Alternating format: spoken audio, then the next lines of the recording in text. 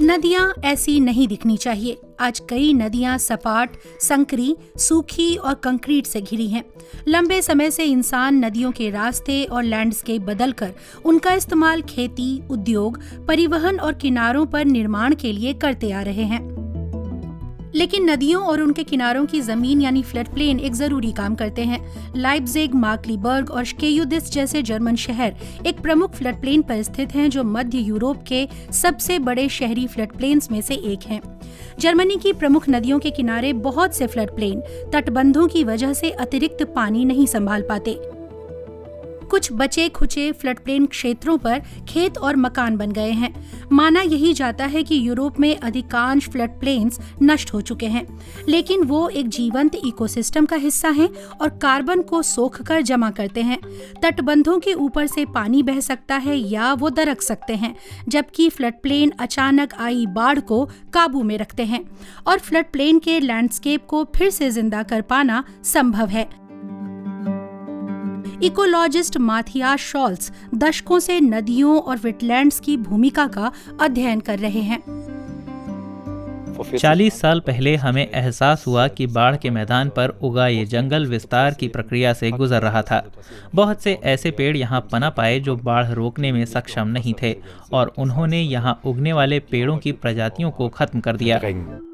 Elm या okay के पेड़ बाढ़ और सूखे को मेपल पेड़ों से बेहतर झेल सकते हैं। मिट्टी से नमी सोखकर वो बाढ़ के खतरे को कम करते हैं।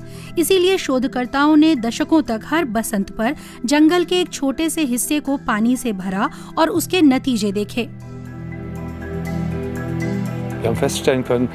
हमने पाया कि इससे जंगल में नमी 3 महीने ज्यादा बनी रही, यहाँ तक कि सूखे के दौरान भी। और ये जंगल इन ज्यादा गीली और सक्रिय स्थितियों में ढलने में सक्षम था। इसलिए जो यहाँ की मूल प्रजातियाँ नहीं थीं, वे खत्म होने लगीं और स्थानीय पेड़ों, जानवरों और पौधों को ज्यादा जगह और रोशनी मिल गई।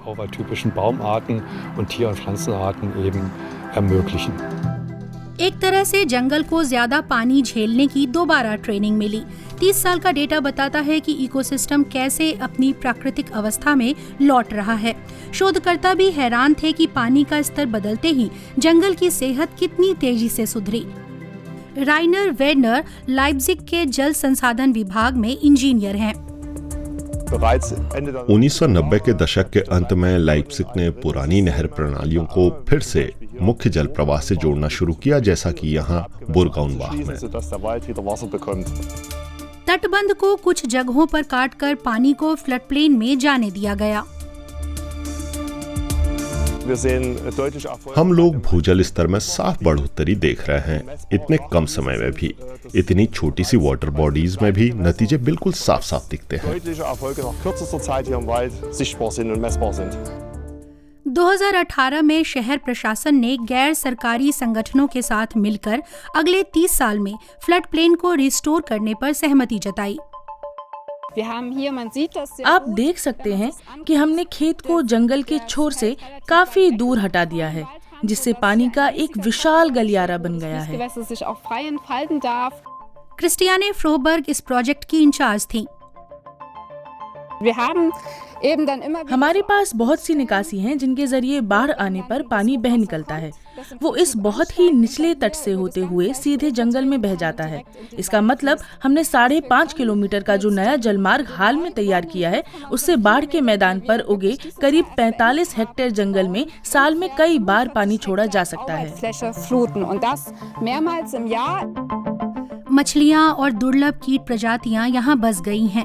जंगल में कितना पानी छोड़ना है, ये संतुलन रखना मुश्किल काम है, ताकि उसे ज्यादा पानी जमा करने की अपनी क्षमता याद रहे, वरना ओवर फ्लडिंग से समूचा इकोसिस्टम बदल सकता है। अलग अलग हित भी देखने होते हैं।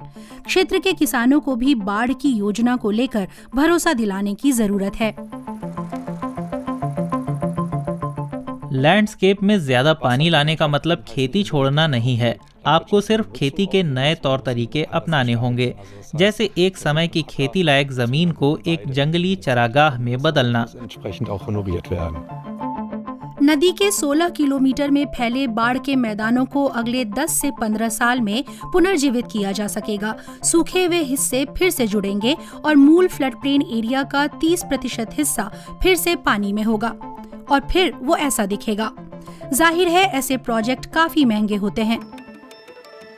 जमीन वापस खरीदने और नए पुल और पुनर्जीवित नदी को पार करने के लिए रास्ते बनाने में लाइप्जिग शहर 65 लाख यूरो पहले ही खर्च कर चुका है। लेकिन पैसा सही काम में खर्च हुआ।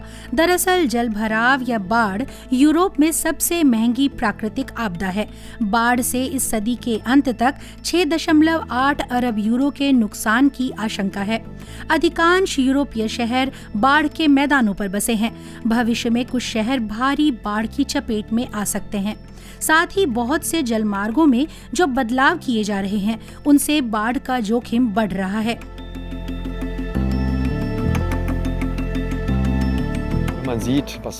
कुदरती आपदाओं से और उनसे निपटने की कोशिशों के कारण जितने धन का नुकसान हमारे समाज को होता है, उससे साफ है कि इकोसिस्टम की बहाली में पैसे लगाना भविष्य का सफल निवेश है।